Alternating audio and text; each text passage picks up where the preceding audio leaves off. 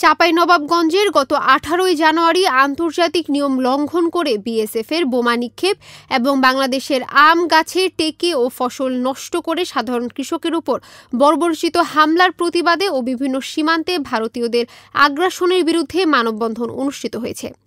22 জানুয়ারি বুধবার বিকালে শিবগঞ্জ উপজেলার বিনোদপুর ইউনিয়নের কালীগঞ্জ বউবাজার থেকে বিক্ষোভ মিছিল শুরু হয়ে কালীগঞ্জ চৌমুহনীর মোড়ে মানববন্ধনে মিলিত হয়।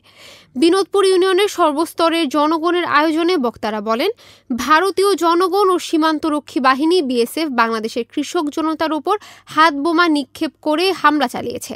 আমাদের বাংলাদেশি 5 কৃষক আহত হয়েছে। যারা এই হামলা চালিয়েছে তাদের বিচার নিশ্চিত করতে হবে বলে দাবি করেন বক্তারা।